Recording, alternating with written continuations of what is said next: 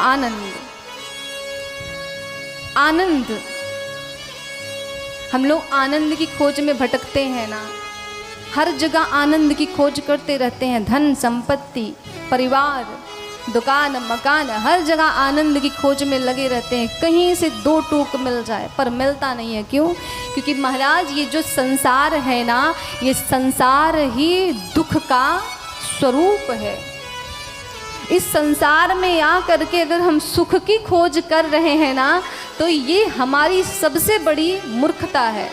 अच्छा, एक बात और, यदि दूसरे सिरे से सोचा जाए तो हम कभी आनंद के पीछे भागते ही नहीं हैं, हम तो केवल सुख के पीछे भागते हैं। सुख,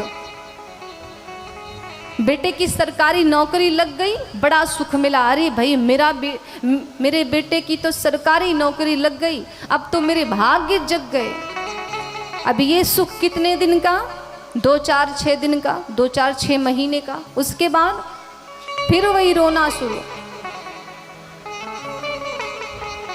नई नई बहू आई घर में तो बड़ा आनंद, भाई बड़ी सुंदर बहू है, साथ में ढेर सारा लेके भी आई है।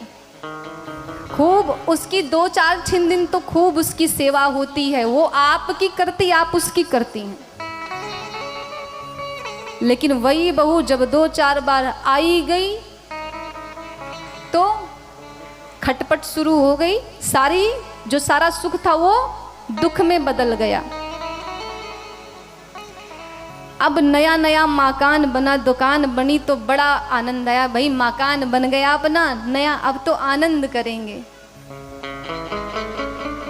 सुख को हम आनंद कहते हैं। 2-4 दिन तो बड़ा आराम था, लेकिन ये जो तृष्णा है ना, मन की इच्छाएं हैं ना, इन पे कोई नियंत्रण नहीं कर पाता जो भगवान की शरण से दूर होता है। 2-4 दिन तो बड़े सुख के कटे, फिर से वही खटपट मच गई।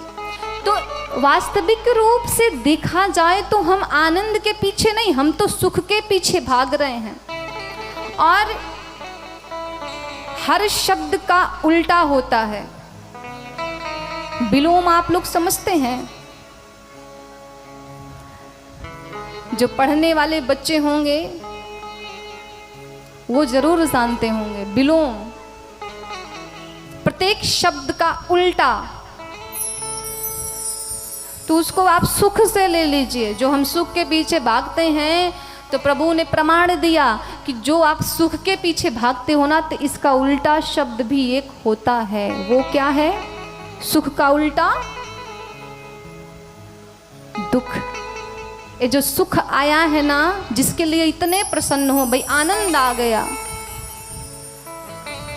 किसी ढाबे पे गए, बढ़िया चकाचक भोजन किया, भोजन करके अरे आज तो आनंद आ गया। ये आनंद घर की रसोई में कहाँ? तो ये आनंद कितनी देर तक? जब तक भोजन कर रहे थे तब तक जीवा को आया। फिर तो सुख का उल्टा क्या? दुख। अब जैसे दिन का उल्टा क्या? रात। रात का उल्टा क्या? दिन। एक गया तो दूसरा आएगा, और दूसरा आएगा तो फिर जाएगा, फिर पहला आएगा। भगवान ने कहा अगर सुख है तो दुख निश्चित आएगा। सुख में बड़ा सुख भोगते हैं, दुख आया तो भगवान को दोष देते हैं। तो भगवान को दोष देना ही क्यों?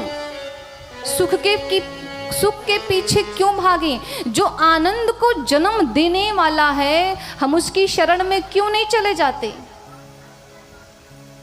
जो आनंद के अधिष्ठाता हैं, जिन्होंने आनंद को जन्म दिया, उनकी शरण में क्यों नहीं जाते?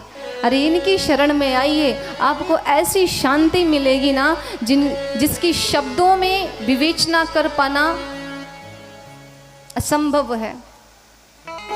सत्संग में जाते हैं आप, इतनी सुंदर मानसिक शांति मिलती है ना, ऐसा लगता है कि बस संसार के सारे दुखों से हम मुक्त हो गए, कोई टेंशन नहीं।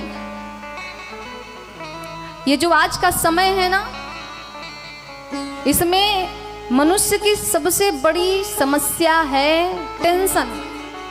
हमारे अंदर का ताप, और जिसका हरण हमारे प्रभु करते हैं। कहते हैं ये जो मेरे सच्चिदानंद हैं, ये आपके चित्त के समस्त ताप पाप को जला करके नाश कर देते हैं। ताप, ताप का अर्थ जानते हैं? टेंशन। आज का समय ऐसा है कि सबको कुछ ना कुछ चिंता लगी है, और जिनको कोई चिंता नहीं वो दूसरों के सुख को देख के चिंतित हैं। ऐसा समय है आज हम अपने दुख से दुखी कम हैं, दूसरों के सुख से ज्यादा दुखी हैं, निमंत्रण देते हैं। चिंता, ताप का मतलब चिंता, टेंशन। तो अगर चिंता से मुक्त होना है, अगर टेंशन से मुक्त होना है, तो मेरे सरकार के पाद पद्मों में जा कर के अपना आत्मसमर्पण कीजिए, मुक्त कर देंगे। मेरे बिहारी जी की कथा हो रही है ना, तो जितने भक्त वृंदावन गए होंगे, सही सही बताइएगा कि वृंदावन जाने के बाद कोई चिंता रहती है क्या मन में? तो एक बात बताइए, क्या कोई चिंता रहती है? वहाँ जाने के बाद चाहे लाख चिंता हो, लाख टेंशन हो, लाख पीड़ा हो, लेकिन जब मेरे सांवरे के दरबार में हम प्रवेश करते हैं ना, तो उस ब्रज की रज में इतना प्रभाव है, माँ राधे की इतनी करुणा है कि वहाँ जाते ही सारी चिंताओं से मुक्त मन मयूर की तरह नाचने लगता है। और बिहारी जी से एक ही प्रार्थना करता है कि हे बिहारी जी, ऐसे कृपा करना कि यहाँ से जाने का दिन ना आए। और वहाँ इतना आनंद प्राप्त होता है कि मुझे तो लगता है कि वहाँ जाने के बाद ब्रज रज में प्रभु कन्हैया के दर्शन करने के बाद अगर वहाँ आपके प्राण भी निकल जाते हैं तो सांवरे से कोई शिकायत नहीं कि मेरे प्राण भी निकले तो तेरे दरबार में आके निकले, मैंने सब कुछ पा लिया तब गए, अब हमें कुछ और पाने की आवश्यकता नहीं है। ये प्रभु के शरण की शक्ति है, प्रभु के भक्ति का कमाल है। तो अगर वास्तविक आनंद पाना है ना, तो प्रभु की शरण में जाइए, दुनियादारी से मुक्त होइए। मेरे प्रभु कैसे हैं?